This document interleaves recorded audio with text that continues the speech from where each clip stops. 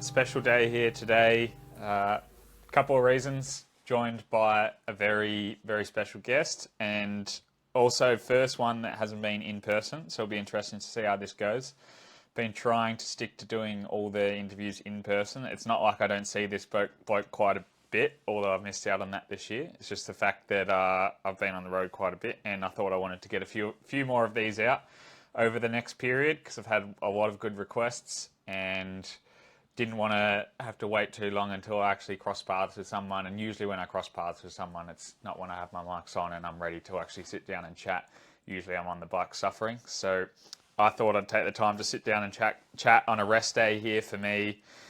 This bloke here that I'm joined by is someone I've coached for the last 4 years, I think. He is known as the Maltese missile. He's the newest addition to the Pro Tour, to the team that's based out of Italy with a heavy Maltese influence now, which is Team Polti Cometa, which next year I think will be called Polti Visit Malta. There we go. So I'm joined by Aiden Buttigieg. Welcome to Train Like a Monk. Thanks so much for having me, Si. Really excited, really excited. Yep. So I guess first question is usually, what are you training for? So tell us what's going on in the training program at the moment. Oh, on the training program, actually right now I've got nothing. Yep. So to put it into perspective, because some might not know, Aidan's just signed for this team, and it was a bit of a wait to get that pen to paper. And now we're here at the start of November, and basically you've switch from me as a coach to the new coach. What's the first instruction from the new coach? First instruction is not to touch the bike for 4 weeks, basically, which is a big change for me. As you would well know, I love riding bike, even just for fun to the coffee shop. But he's basically said through that Maltese training camp I did just recently, he said no touching the bike. So yeah, no training at the moment, which is a welcomed change as well. It's given me time to relax and sort of refresh for what's to come. Yep. And I don't usually like to get too much into the life story side on this podcast, because so many other podcasts cover that, and because I like to keep it more about training and something that's a bit more relatable. But this is a really interesting story for how you've got to the pro level. So just talk us through, from when basically we crossed paths 4 years ago, well, even earlier than that, I guess we crossed paths on a funny team way back in the day. But talk us through how you've got to the point where you're now sitting here with a pro contract for the next 2 years. All right, so I guess we can sort of begin with the Cycle House days. So you and I were both racing on a National Road Series team called Cycle House. So it's a pretty good level, top level in Australia, which is really good. It was a good team. I think we did really, really well. And that's where I sort of started to get a bit more of a serious passion for racing bikes and pinning numbers on. So we started there together. And then through that period, I believe that's when you sort of started to take me on as an athlete, as a coach. So that was really, really fun. But again, you and I were sort of just seeing how we went, seeing where we went with racing and, just trying to keep fit and having some efforts here and there, which is really good. And then, obviously kept racing at a National Road Series level for some time. And then I think it was the next year after that, I signed with a continental team here in Australia, which is called Nero Continental. They're a really good team. And that was the first taste of European racing over in Belgium. We did the Pro Kermesses there, which was obviously a shock to the system. As you would know yourself, you've obviously raced them before, so you know what they're all about. Pretty full gas in the gutter, crosswinds, sometimes rain. I'll just stop you quickly there. What's the biggest difference? So you'd raced at a high level, the top level that you can in Australia. You go over to Belgium, it's still amateur level racing. You're not racing against the pros yet. What's the big? Why is it so much harder over there than in Australia? For me personally, the biggest difference was just the size of the peloton. Obviously, instead of racing a peloton of 50 to 100 here in Australia, I was racing 250, 200 guys. And I guess the big change was then, positioning within the peloton. And obviously these Belgian Kermesses are pretty flat and fast. So where you position yourself can really determine if you finish or if you don't, or if you miss the move or you get in it. So that was one of the biggest key takeaways. Was you got to remember that these amateur kermesses, it's every man for himself. Everyone wants to win. So there's 200 blokes going hell for leather, and you're coming out of those corners basically doing an all-out sprint. So you've got to really position yourself well. So that was a very big challenge I found. Yep. And do you feel like that has definitely helped you to continue on that path and get to where you are now? So like going on from the Belgian kermesses, then what was next? Like you're on that Nero team, and then what happened? Yeah, so the Nero team was, because we had a continental license, I was able to actually do some pro kermesses at that point. So that was racing some good development teams. But yeah, the racing I did in Belgium definitely helped sort of shape me as a rider, sort of figured out how important positioning was, and also just coming into races really, really fit, obviously. So that was a really big step up for me. In that same year, I was lucky enough to go to the Commonwealth Games. And again, you were a part of this coaching for this whole period, obviously. So you really helped me get into shape, which is that jersey just here. So I'm pretty proud of that one. The coolest national team kit, the Maltese. I reckon. Between you and Nigeria, I reckon. Yeah. Well, fair enough. I reckon. Yeah, I reckon we've definitely got a pretty cool kit. Both of them are really, really nice, and I'll explain that one in a sec. But yeah, basically did Com Games, and that was a really interesting time because at the time I was reconning the TT course. I remember receiving a call from Chris Miller, and he basically said, "Sorry, mate, bad news. The team's folding at the end of the year." And that was a shock to the system because, I only had really just sort of got my teeth sunk into the continental scene, and I was really excited to do some more racing in Asia. But unfortunately, as the team was folding, didn't get that opportunity.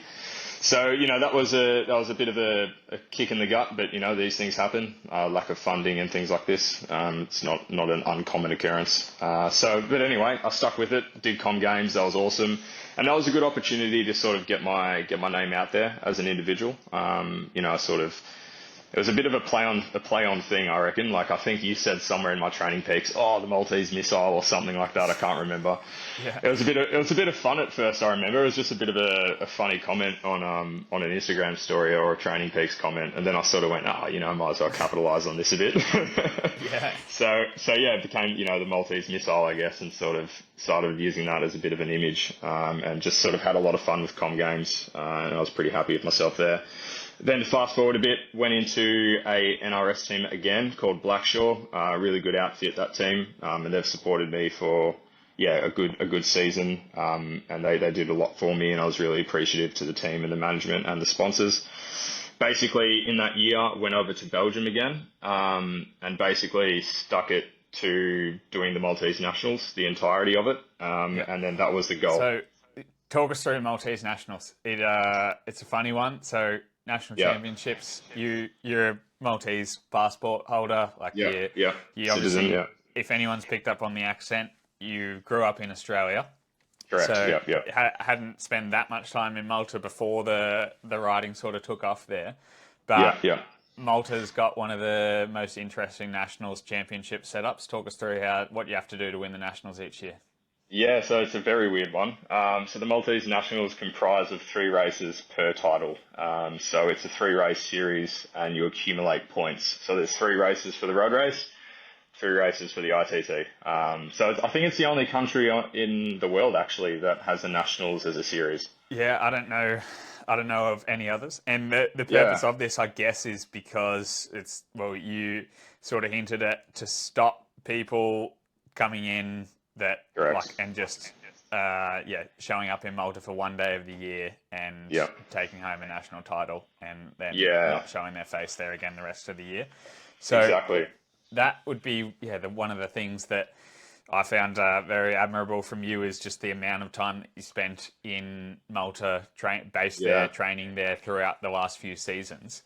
And it's been tricky. Yeah, it's an interesting one because most people sort of might see photos from Malta and think, beautiful, hot, sunny beaches. What more could you want? Talk us through what training in Malta was actually like. Yeah, so the climate's brilliant, that's for sure. As you hinted, beaches, sunshine is every day in abundance, very hot, very warm. So that's great, but the reality of it is Malta's obviously a very small island. It's quite congested actually, and it's only getting more congested each year. So for me, yeah, the training realistically was 3 or 4 loops for like a couple of months at a time, just basically the same road up and down. So if you were It was to, grim. what's the, if you were to do a full lap of the island, it is pretty much just a rock. How much do Yep. you get if you just do a straight up lap without adding on any extras?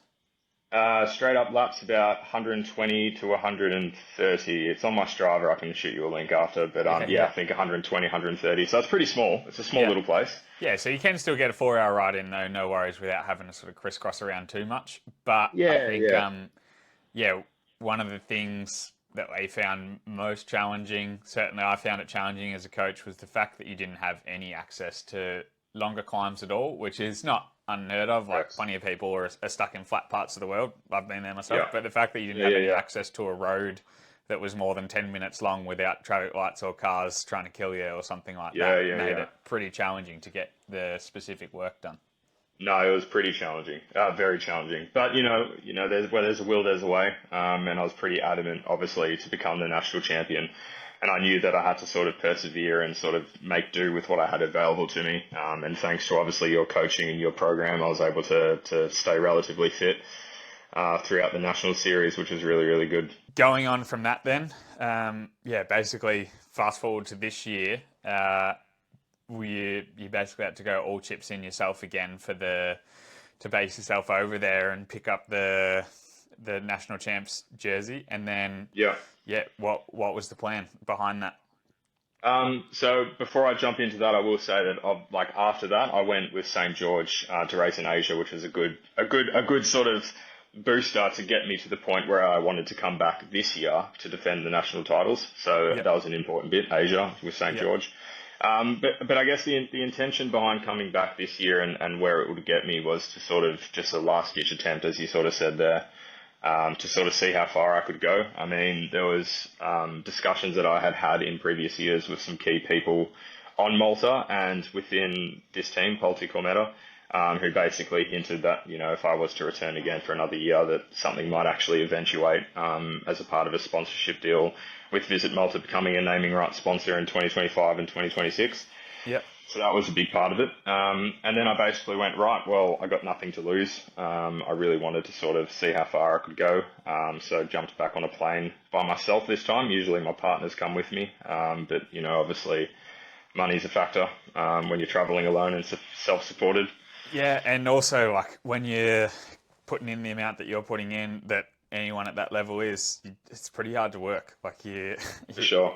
To have any kind of income, because it doesn't come from the bike. Like, I think a lot of people don't realise that you don't get any. There's only outgoings unless you're on a pro team. So to actually be able to work while you're doing that kind of travel and putting that much into the racing is pretty difficult. So to actually be able to fund that kind of stuff, like people just see the good side of it. They don't see the fact that you're actually just struggling to get by. Yeah, and that's the reality of it, isn't it? I mean, like I've buried everything for the last 3 years into sort of pursuing this one opportunity, which wasn't even guaranteed, mind you. It was sort of based on a couple of factors, and one of them being my performance. But it's a gamble, and you've been there, cyclists before us, and those who are coming through the ranks will go through this. I mean, you have to sort of invest within yourself. And I remember there's a couple of poddies I've already done with a few athletes who have said that, the best investment you can make is in yourself. And for me, that meant going back alone, and investing in accommodation, food, the little things, but it adds up when you're in Europe for what turned out to be 6 months by myself. So, yeah. And so paid off, not all at once, I guess, because you got the chance to show yourself with the team as a stagiaire this year. So that was obviously already, we had a lot of conversations during this period, but it's tricky with the stagiaire because I've been there myself. I've been a stagiaire twice before, and so much of it, the whole idea behind the stagiaire, for those that don't know, is basically a traineeship, usually unpaid, where you get a chance to show yourself to the team that you ideally want to ride for, or to any team, I guess, but you get a chance to do some big races at a higher level than you've ever done before. And usually with the stagiaire, the whole thinking is just, I need to get into this team, I need to show enough to get into this team. I was there myself. That's all I was thinking the whole time. Now I sort of look back and think, wow, that was such a crazy cool experience anyway, just to do that, even though I didn't actually make it onto the team that I was a stagiaire with, which was EF at the time. But the fact that I got to do that now, I look back and think, okay, I wish I actually had have appreciated more at the time how cool it was just to be racing for that team. So I tried to sort of convey that to you to, look, don't worry too much about what happens in the end. Just appreciate racing for this team. But at the time, I think that was something that, while there was definitely moments that I'm sure you appreciated, there was some other moments that were really tough. Do you want to explain how the stagiaire went with the team? How many race days you got to do and how they went? Yeah, for sure. So I got 3 races as a part of my stagiaire program. And to be blatantly honest, they were all bloody hard. I mean, this is end of season Italian one-day classics. Yeah. And again, as you know from experience, most of the time at the end of season, there's riders who are still fighting for contracts. So they know how important it is to really sort of show themselves in these last couple of races. So they were full gas. Unfortunately for me, I didn't finish any of them. I mean, I was pretty chuffed that and the team was pretty happy to see that I had survived the initial carnage, because obviously it's full gas for the first half of these races. And then basically riders are pulling out everywhere to sort of try ride for 1 or 2 guys. To put that into context, it was lucky I had done some of these races as well as part of my stagiaire and since then, but was able to provide some sort of background from having that personal experience. But there's only 50 guys out of the 150 plus starters that are finishing most of these, because they're just circuit races. Usually there's some chaos at the start, as you said, guys trying to get the break to show themselves, whatever, and then a bit of a lull period, pretty calm.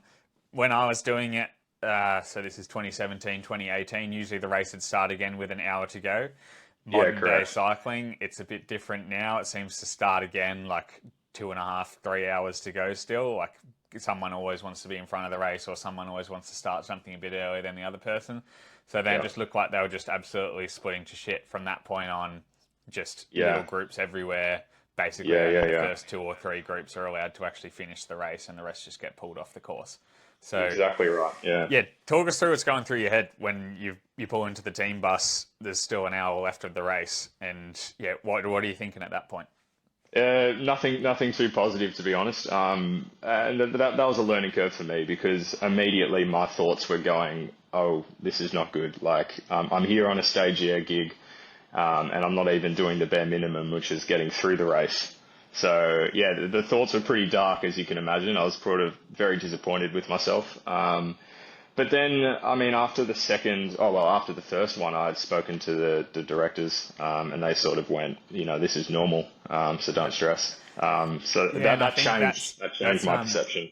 That's really tricky as something that I think any riders going over to Europe racing one-day races, I think anyone that's getting to that point has been successful in their career to some extent before. So they're used to at least finishing races more often than not, getting good results, being really part of the race. When you're at that level where even if you're on a good day, you might not finish the race just because, there's so few finishes. The level required to do that is so high. And then there's that expectation, which is usually placed on yourself of, I should be able to do better than that. That wasn't good enough. I haven't done well enough. When usually that is actually just purely an internal thing. Correct. You also tend to get this perception that people are going to be looking on thinking, like, you just have this idea, I've been there before, where, oh shit, this person's going to see I didn't finish the race. What's this person going to think when I didn't finish? Exactly. All this kind of stuff. Anyone that knows cycling knows how ridiculously hard those races are, also knows that your job isn't to just try and snivel a 40th place in that race. You've probably got a goal to try and get in the break, which is easier said than done when there's at least 50 other guys with that same job. After that, it's to either get bottles or to position the guys for when the race does kick off.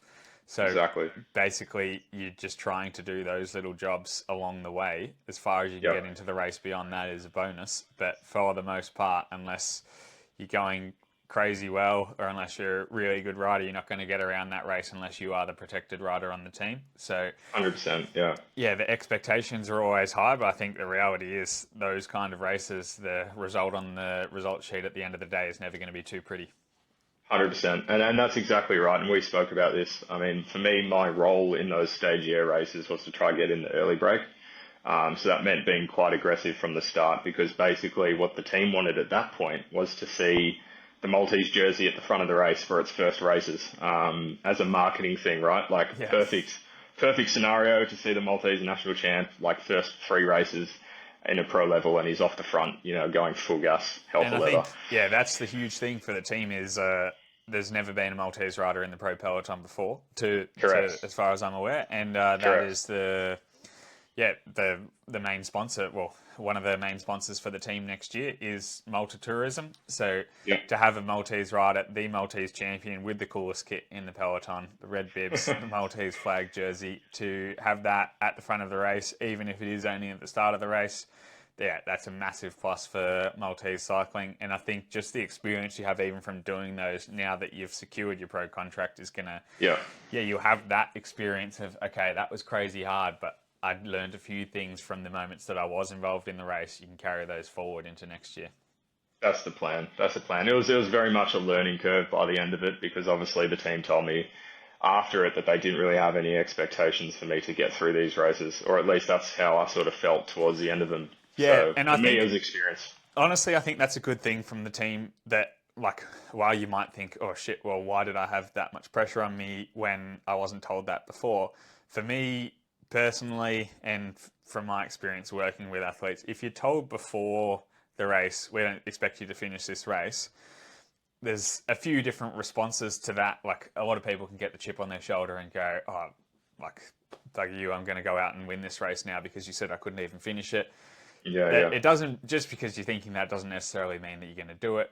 And then also, when you're really suffering and like dangling off the back there, if that thought's going through your head of, well, they don't even expect me to finish it anyway, you're more likely to pull the pin a little bit earlier. Whereas if you have this thing in your head of, I'm fully supported, they want to see the best from me, they expect me to be doing well here, you are going to push yourself to the absolute limit to do as well as you can. Yeah, it might be a bit traumatic after to have those thoughts going through your head in the bus of, oh, well, I didn't do well enough, I'm never going to have a pro contract again, I may as well quit the sport. All those things start running through your head as you're rolling throughout the back of the race there. But I think it's better to still have that belief in you at the start and have the team feel like you can do that, even if they are realistic and go, look, the job that he's doing in these races, the level that the riders are in these races, this is what we're expecting. I think it's better to still have that belief in you that there is, the possibility of greatness at such an early stage, and for you to have that yourself, and then you're able to then get the best from yourself, no matter what that is in the race. 100%, 100%. And then one small thing to mention as well is, like, obviously having pursued the Maltese nationals, I missed opportunities for 3 or 4 or 5 Asian tours with St. George, who I was signed with at the time. So for me, again, I was coming into these races having only done a handful of race days compared to these guys with heaps. Yeah, and like preparation wise, really tricky because you didn't get like altitude camps in the middle of the year. No.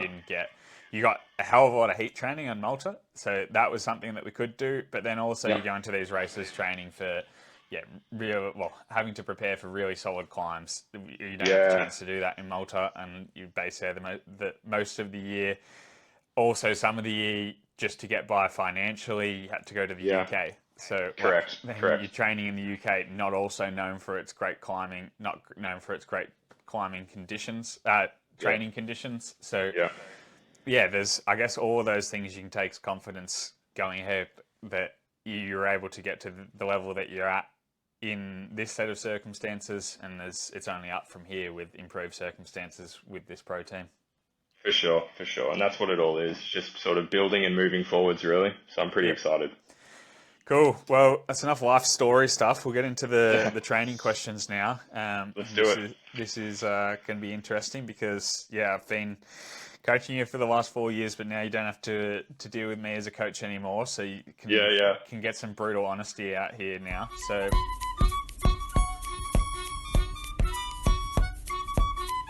let's go. Number one, what's your favourite training session? Favorite training session definitely got to be the 40-20s. Yeah, okay. I really enjoy them. Really guessed that was going to be one. I have seen you smash out some Buttigieg 40-20 sessions before that I look at. Yeah. We're pretty similar similar weight, and not too far off numbers wise. And there's some 40-20 sessions of yours that I look at and just think, Jesus Christ, you're on a good day there. It's always one that you seem to be able to bang out. Yeah, I like them.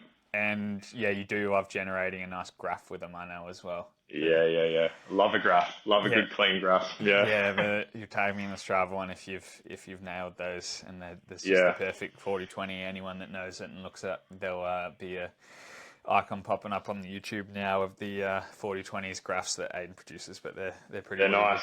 They're pretty picturesque. Yep. Right. And what's your least favourite? Oh, I was thinking of it. I knew you were going to ask me this question. I honestly, I was thinking to myself, what is my least favourite? To be honest, I really enjoy this. This is going to sound kind of counterintuitive because I just told you I like, the 40-20s and stuff. Yeah. But is it the V-shape effort where you start at your map, you go down to like FTP, then back up to map? Yep. I like them sometimes, but I think they're my least favorite because I know that they're short. Like it's just a 3-minute effort. But they damn hurt. Yeah. Okay. I struggle with them sometimes. Yeah. So to explain the session, Aiden touched on it. So basically the whole premise of the 3 minutes, you can do, a lot of people have probably done 3-minute VO2 efforts. They are crazy hard. The whole idea of this is that you're getting the fast start at VO2, dropping down to FTP, so a bit of a mental break, also a little bit easier on the pedals than raising again. So ideally you're getting pretty similar time, close to VO2 max, with a little bit less overall workload because you've got that drop off in the middle. So basically we're looking for bang for buck, a little bit less pain for a little bit more, ideally 60% of the pain, let's say, for 80% of the gain. That kind of thing is what we're looking for there. The fact that they are still painful shows that, there's no way around it. If you're going to be training VO2 max stuff, getting close to that, they're going to hurt to some point. Yeah, but exactly. That's interesting because, I have a lot of people complain about 3-minute VO2s. I hate 3-minute VO2s, so that was the whole reason for developing this V-shaped session. But it's clearly still a painful one. Yeah, painful one. But again, if you do them and you do them right and you get them done, it's obviously very rewarding. As it is with any effort. But they're a good one. They're a good one to get right. Yeah, when you do something hard and get through it, it always feels pretty good after. Absolutely. All right, favourite training loop. This is going to be an interesting one because you've trained in about 30 different places this year. So what would be your favourite loop? Jeez. Look, nothing beats home roads. So I'll definitely say we're in Australia, so we can eliminate parts of Europe for now. Favourite loop would definitely be just, sort of down towards, the old Sorrento truck. But if I'm thinking of an actual favourite, it's just come to my mind now, it's got to be the Hell Rod loop. Gotta love it. Gotta love it. I was going to call you up if you didn't say that one. So 100%. Here's gotta love it. The self-proclaimed Hell Ride baby or whatever. Absolutely. I look at a few bunch rides when I prescribe the Saturday morning Hell Ride on my training peaks. I always have quite a few athletes doing it, and Aiden absolutely cracks the shits if he doesn't have the highest power output of every athlete for that day. 100%. Hell Ride. I'm sure you're probably going through Strava and making sure that you've rolled absolutely everyone on the highest power segments and output. everything. You would know it more than me off the top of your head. What do you usually? It's about a 90-minute ride. What are you usually averaging watts wise? I don't know. The chop can be, depends who rocks up to it really, will help determine how much power, I guess. If a big crew rocks up and there's a bit of a hit squad, the numbers can be pretty good, like 320 sort of upwards from there. Yep. But it really depends who's there. It's probably, I would argue, the fastest bunchy in Melbourne. Yeah, that's a big comment, but it is definitely the fastest in Melbourne. I honestly reckon it'd have to be up there in the world. Like the Papas guys in WA are going to come for me as well, and the Skelter peloton in Belgium is pretty body solid as well. There's for sure. Few ones in the US as well that'll get in the comments here, and we can start some beef, but. I've only done one Hell Ride, and that was fast enough and chaotic enough for me. So you've only done one? Yeah, I've only done one. We need to change that. I was second, and I never came back. So do you remember who got first? Yeah, Tommy Nankervis back in. Oh yeah, no surprise. Yeah, no surprise. Man can sprint. Yeah. No, it's a good bunchy, good hit out.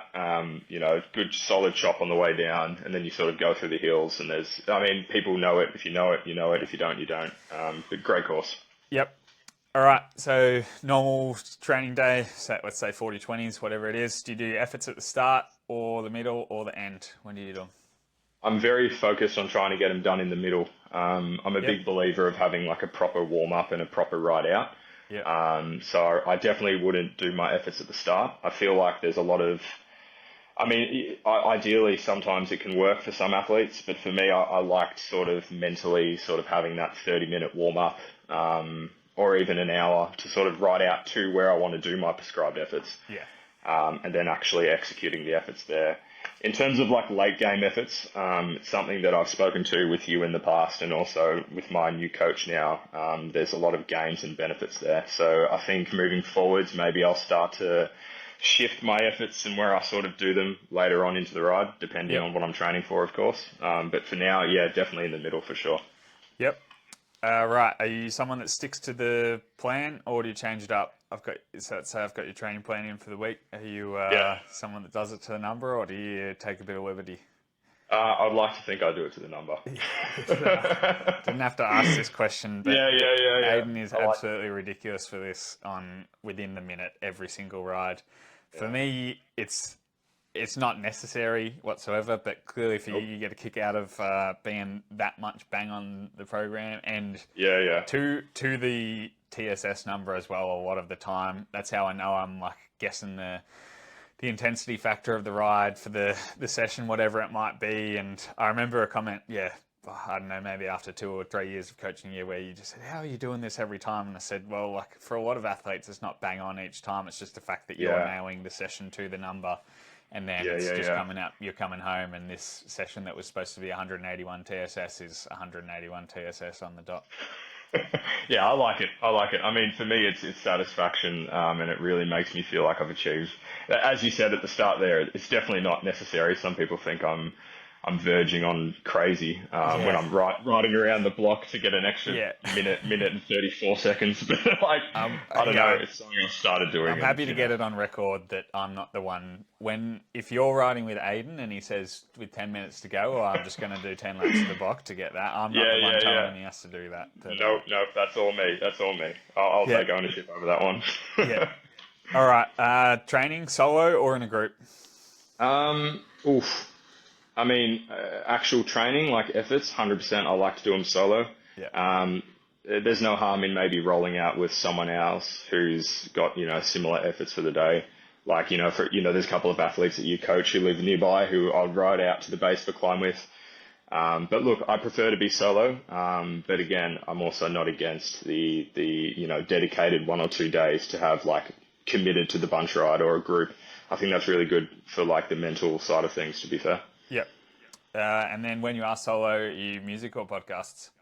Definitely music. I love a podcast, but I don't think I can focus. Yeah, okay. Even on a Rico day, like I prefer just to have bangers in my ears or something. Really? Something to really get me going, especially for those 40/20s. Okay. Hey, it's got to be pretty filthy at the best of times. So yeah, I like my music. Nice, I like it. All right, raining outside, we get that a fair bit in Melbourne. You definitely got it in the UK. Are you someone that jumps on the trainer, or do you go out in the rain? I definitely go out in the rain. I would like to see if there was a way to filter how many days I've actually ridden on the trainer, because I don't think it's more than 10 this year. It's interesting because, you've done a lot of work for Full Gas. And yes. But you've managed to get it so that the work that you do for them is often riding outside as well, taking videos for them. Correct. But yeah, that for anyone that doesn't know Full Gas, that's an indoor platform, and you're someone that I don't know if this is partly because I'm never one to tell you to get on the trainer, but yeah, I've noticed that you're someone like me that is always happy to just go out and get it done rather than sit inside.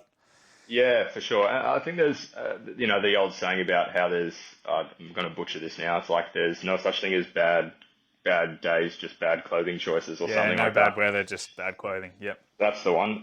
Look, I believe, you've got a rain jacket, you've got leg warmers, you've got booties, a cap, just get out there and enjoy it. Just be safe, don't be silly on the descents, I guess. Yep. And also you not prescribing too many trainer efforts also helps.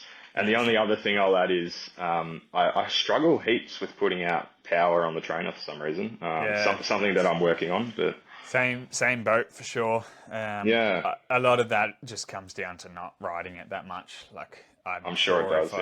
I'm sure if I committed to doing 10 rides a month on the trainer, I'd be fine. But I'm never going to commit to that, so I'll never know if it works. Yeah, same here. All right, when you are out on your ride, are you cafe stops or no stops? Get it done. I don't mind a cafe stop. I guess it depends on what I'm training and what I'm doing. I mean, if I'm doing a 6-hour ride, goes without saying you're going to have a stop or two. Yeah. So I'm definitely pro the cafe stop, and obviously dedicating a cafe stop to the Rico days is mandatory, I believe. Yes. But other than that, I try not to. Hey, I try to sort of, if I'm training and I'm solo, got my music, I make sure I sort of take enough food and drink with me to sort of sustain me. Yeah. And then just get it done, get home, get out of the kit as soon as possible. Yeah, okay. Nice. So if you are going to stop on a ride or even during the ride, what's your favourite training food? Favourite training food? Oof, that's a good one. Didn't think about that. Favourite training food? I mean, in the past I've been sponsored by Pure Sports Nutrition, so they're a good bunch. And they've given me heaps of like chews, energy chews. So to be fair, I've used them for the last year. I've been using all their product, electrolyte mix and gels. Yep. So yeah, to be fair, a lot of the stuff I would use in racing, I tend to use in training as well. So just gels and chews. It's interesting. Like I think it's gone a lot that way in that most people are now there's so many good products out there. Most people are now just training on the same stuff that they would race on. And then what would be your go-to before your training ride? What's your go-to breakfast? Definitely an omelette on 2 pieces of toast. That's always a good one. And again, simple. And obviously, spending time with a lot of pros this year and people who are aspiring to be pros, it seems like it's a good thing to eat anyway. So there's no cons to it. You can't go wrong with an omelette. No, so I go on omelette. Covered. And then after training, get in the door and you're cooked. What's your first thing you smash down? Rice and tuna, actually. Yeah, okay. That's yeah. Also simple, but literally exactly what you need. Carbs, protein. I love tuna. Tuna. Or a Maltese one called Hobbs Bazate. It's a Maltese sandwich. It's a very traditional Maltese sandwich. It's basically tuna in bread with passata or tomato paste. Yeah. And then like olives and lettuce. Really good sandwich. You should tell everyone to give it a try. It's good. Yeah, okay, that's interesting. The niche special is a pan banya, which is very similar, just with a few extra veggies in there, but basically a tuna sandwich. But perfect for the first ride. Right. Do you ever do any lower carb training? Are you always well fueled? On a Rico day, sometimes I've done it intentionally, just to sort of see how the body sort of feels around that. So on a Rico day, sometimes here and there. But again, not really having too much knowledge myself about how to do low carb training properly, other than just not eating, I guess. But I try not to do it too much. I try to sort of stay fueled for most of the time because obviously the training I've done with you in particular has been pretty, repetitious in a good way. So I obviously need to be fueled for, tomorrow's ride, then the day after, then the day after. So. Yeah, and you're someone that loves to push on the pedals too. For sure. No, I do. So if you're trying to do that in an underfueled state, then you start to run into some problems pretty quickly. Exactly. Right. Any cross training off the bike? Now it's going to be interesting. It's probably the longest time you've had off the bike in ages. So what's the plan? It is. Does walking count as cross training? I guess it does. It does. If you're putting runners on, then I'll count it. Yeah. I mean, I'm definitely not running. I'm not for that, to be honest. Okay. Just hasn't really sort of sparked me. So smart. Yeah, I think so. Hey.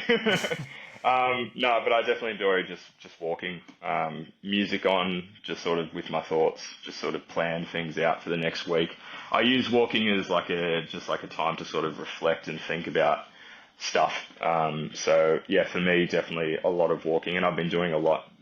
If you check out my Strava, you'll see I've been doing a fair bit I've actually. noticed that. I can tell that Yeah. you're itching to get on the bike by how much Oh, the walking buzzing. load has picked up. Yeah, yeah. 3 days to go until I'm riding, or 4 days actually. But who's counting? Who's counting? Yeah, nice. Yeah. Beautiful. All right, we'll get into the rapid fire stuff before we wrap it up Yep. today. So Yep. this is the would you rather, so one or the other.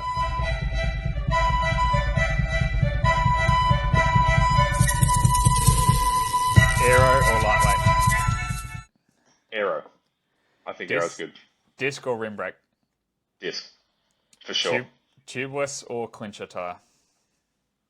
Tubeless for racing, clincher for training, for sure. Yeah, That gets messy. That one. Yep. Yeah, it gets messy on the side of the road. Saddlebag or frame bag? Saddlebag for sure. Handlebar bag, yes. Yeah. Socks over or under leg warmers? Definitely belong underneath. A lot of people think they belong on the other way around, but yeah, underneath. Gloves or no gloves? No gloves for sure. But I will say I've started to wear them in races because I've been sort of told by the team to start wearing them just in case I crash. So yeah, that's always what you want to hear. But yeah, exactly. Real confidence boost. that is smart. Heat or altitude training? Look, I haven't done any altitude training, so I have to say heat training. But also, I enjoy heat training. I think there's a lot of benefits to it. So heat. Town sign sprints or comm hunting? Ooh, I would say town sign sprints are a lot of fun. But then again, for me, I don't really do that much where I am training. So for me, I would have to say comms because getting home and hitting upload and seeing a crown is always a nice little confidence boost at the end of a ride. So yeah, I'd say comm hunting's fun. Good fun. Are you out the door early or pro hours on your training rides? Oh, this is a tricky one because I spoke to someone literally yesterday about this because I was like, oh, I ride at pro hours. And he's like, oh, what's that? I'm like, oh, 9 o'clock. And he's like, that's not pro hours. Yeah, well, considering when you were riding with your South American buddies on the team in Italy and they're doing their 1 p.m. rollouts. Crazy. Yeah. But to answer the question, pro hours. But I'd be curious to see in the comments below like what people actually justify as pro hours. Yeah, we might have to define that one. So it's a bit easy. Yeah. Like what's the bracket for pro hours and not? It'll be interesting to see. Yeah, have to decide on that. Rico day or day off? Rico day for sure. I love going for a pedal to the cafe. Yep. Pasta or rice? Oh, pasta now. It was before spending time in Italy with the Italians. Yeah. It was rice, but now it's definitely pasta. Converted, they've got into you. Yeah, no, for sure. Sweet or savoury? Savoury. Would you prefer to ride with a half wheeler or a wheel sucker? Half wheeler for sure. Yeah, I think there's you love getting into that game. Oh, for sure. It's good fun. Squeaky disc brake or creaky bottom bracket? Which do you prefer?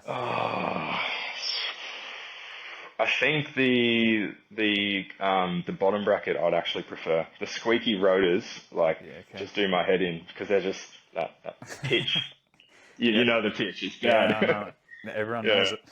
Everyone knows it. Yeah. Severe hunger flat or severe dehydration? I feel like the hunger flat's more fun, but I know. But between the two, neither are fun. Neither are fun. You start getting some hallucinations and start seeing some stuff on the road. Yeah, it gets a bit crazy. I've done a few rides with a couple of mates, and we've hunger flatted, and the conversation gets pretty interesting when you're when you're swinging up a climb, trying to get to the top to the servo. Yeah. Okay. So yeah.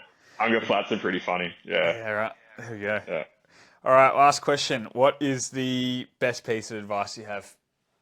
Oh, this is a good one.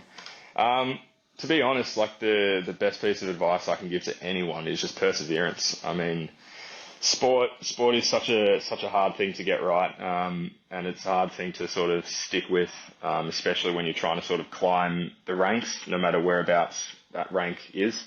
So just perseverance. I mean, as you've said before on many podcasts, if it was easy, everyone would do it, right? Yep. So yeah, exactly.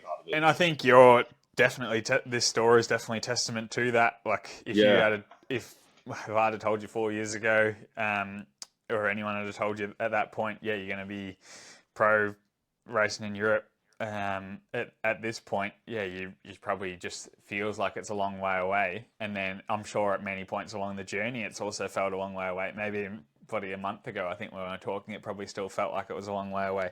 And then, Absolutely. yeah, you just have to keep coming back. Like you're going to get knocked down so many times. You've had teams fold on you. Yeah. Like opportunities just disappear in front of your eyes. And then you just have to keep coming back, keep persevering at it. And then, yeah, it's just like you said, you just really have to go all in and just commit to making it happen. If you're able to do that, then you'll get as far as you're capable of getting that way. And for each person, that's going to be different. So for you, that's given you a pro contract with this team. If you keep going, like who knows where you'll get to, but all you have to do is keep getting the most from yourself that way. It might have stopped a lot longer ago if there hadn't have been these opportunities open up with where you are now, or it can go even further if more opportunities open up. But I think the biggest thing is that, as you said, you just keep persevering, keep working towards what you want to get towards. And then, if you bounce back from all those setbacks, then you will reach as far as you can in the sport. Exactly. And accompanying that, it's take your time as well. Persevere, but also take your time doing it. Like, don't rush things. Don't try to run before you walk, as the saying goes. There's a lot of people who rush things, jump to conclusions, and things like this. And it can work for some people. Some people are just they crumble and fall in a heap. So and they disappear, and they're the ones that we were probably racing against 4 years ago that you just think, oh geez, I haven't seen that person on a bike. Exactly. It was make or break. 3 months or they're out, and for most people, if you're going with that attitude, you're out pretty quick. So for sure. It is really just about sticking at it, getting as far as you can, and then it's certainly worked out for you, and I'm bloody stoked to see it where you are. It's really good to see. I'm sure plenty of your supporters back here are. I'm sure plenty of your new supporters in Malta and in Europe now will be happy to see how you go over the next few years. I'm certainly excited to watch it. So thanks a heap for coming on, and I'm sure we'll be able to catch up soon. Absolutely, mate. Thanks for having me. Really, really appreciate it. Thanks again. Beautiful. Thank you. Just quickly as well, got some hats. Thanks to Uncle Timu. So we'll get a few more of those are on the way now. The supply chain's not gone great. So if you want to get your hands on one of these, then at the moment the only way is to see me in person and we can chat about it. I am going to do a free giveaway, so make sure you subscribe wherever you're listening and comment below this on what your favourite training session is. And then I'll trawl through the comments, just pick the best comment, what your favourite training session is and why. I'll pick the best one. Aiden will help me pick the best one. And that person will win themselves a free Train Like a Monk hat. So get onto that. Tell your friends about the show if you like it. I'm going to try and get a few more out over the next month. And thanks for listening. Like, share, subscribe. Cheers. Cheers.